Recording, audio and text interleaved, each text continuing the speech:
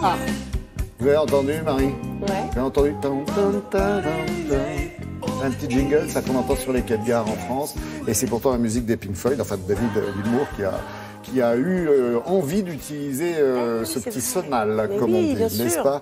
Pourquoi on parle de ça? Tout simplement parce qu'avec le retour des vacances, et puis malgré le fait qu'il y ait récurremment des problèmes, des perturbations, on va dire, sur le réseau ferré en France, le train, c'est un des modes de transport préférés, et reste le mode de transport préféré, je crois, des Français. Ah, complètement, ils sont 7 sur 10, 7 Français sur 10 continuent à aiment prendre le train, effectivement.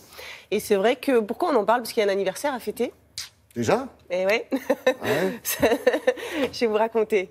On oublie les locomotives à vapeur, on est déjà très vite dépassé par les trains électriques.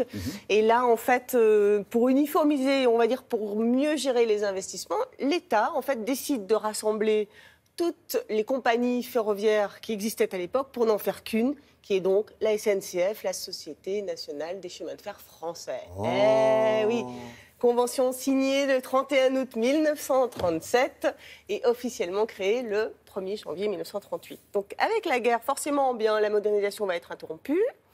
Mais seulement la France va très très vite se rattraper. Pourquoi? Parce qu'elle va prouver qu'elle est bien au-dessus du niveau mondial. Elle va prouver et elle va signer des records de vitesse. 1954, on est à plus de 240 km/h. 1955, 330 km/h. C'est énorme. Et là, vraiment, on est à un très haut niveau. Et vous allez voir dans le sujet, en 1969, forcément vous allez m'en parler, j'en suis sûre, 1965, vous voyez encore des locomotives à vapeur. Bah alors comment ça se fait? Bah oui, parce qu'en fait les locomotives à vapeur, elles ont vraiment disparu, elles étaient en tout cas là jusqu'en 1974. Et en fait, c'est à peu près ça. Et en fait, ce qu'il y a, c'est qu'il y a certains réseaux ferroviaires qui n'étaient pas électrifiés et donc qui ne pouvaient pas l'être parce que par manque de rentabilité, tout simplement. Donc il y avait encore des locaux à vapeur. Des locaux à vapeur. Ça peut aller jusqu'à 230 km/h, on n'a pas de jus. C'est un petit peu ça. On va utiliser mais ils ont trouvé une autre solution. Excusez-moi de vous déranger, on peut voir les images? Non, parce que je voulais quand même vous montrer aussi les trains diesel. Oui, bien sûr. Vous savez comment on les appelait d'ailleurs, les trains diesel? Non, allez-y, je me souviens plus. Non. Picasso et Micheline. Ah oui, Micheline, bien sûr. Micheline. Bah oui, bien sûr. Je suis pas si vieux que ça. Hein. C'est vrai ça. Allez, on regarde.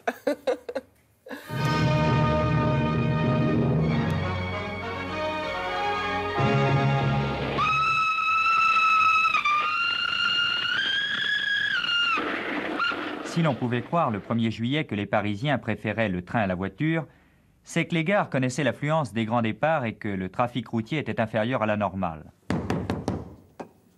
Renseignement. Qu'est-ce que c'est? Les trains pour Landerneau. Pour? Landerneau. Ça vous gêne? Il n'est pas donné à tous de pouvoir prévoir longtemps à l'avance le jour de son départ.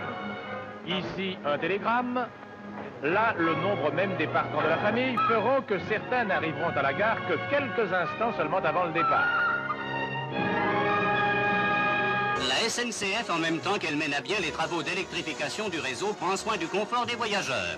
Dans ces nouveaux wagons, le siège à bascule assurera un sommeil sans rêve, tandis que les fauteuils pivotants permettront aux voyageurs dos à dos de se placer face à face, si l'envie leur prend de taper la belote entre le départ et l'arrivée, à la lueur reposante de tubes fluorescents.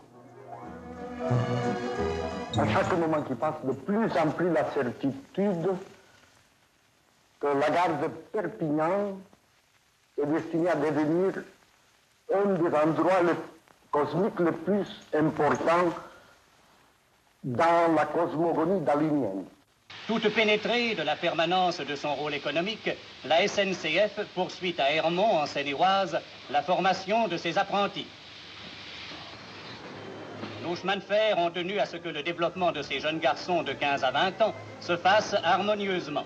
Et la gymnastique, la natation feront de ces apprentis 1941 des hommes vigoureux, des ouvriers consciencieux, des Français disciplinés. Il faut, pour reprendre un terme du métier, faire l'heure. Faire l'heure malgré ce chantier de voie qu'on doit franchir à 30 pendant 600 mètres.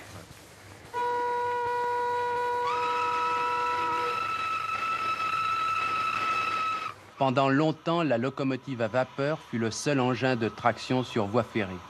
De Boulogne à Biarritz, De Brest à Menton, elle parcourait la France à 120 km/h. Sur les lignes de moindre importance et pour les services de manœuvre, la SNCF a adopté depuis quelques mois de nouvelles machines diesel. La SNCF a profondément modernisé son réseau, maintenant le plus rapide d'Europe. 116 km/h de moyenne sur Paris-Bordeaux, 123 sur Paris-Lyon. Après les records mondiaux établis par 2 locomotives françaises à 331 km/h, tous les espoirs sont d'ailleurs permis dans ce domaine de la vitesse. C'est les liaisons. Et que font deux femmes dans un train ou sur un plateau de télévision? Elles papotent. Elles papotent et repapotent. Nous sommes le 26, on a jusqu'au 30, c'est-à-dire encore 4 jours pour... Mais oui, il faut le dire, il y a un concours organisé par la SNCF, forcément. On invite les voyageurs à prendre des photos, les trains, les quais, les gares. Et l'idée, c'est de recréer une scène de film. Il y a pas mal de prix à gagner, je vous invite vraiment à le faire. Toutes les informations sur le site de Télématin ou le site, évidemment, de la SNCF. Merci Marie, merci Sarah. Fin du voyage dans le temps. Tout le monde descend.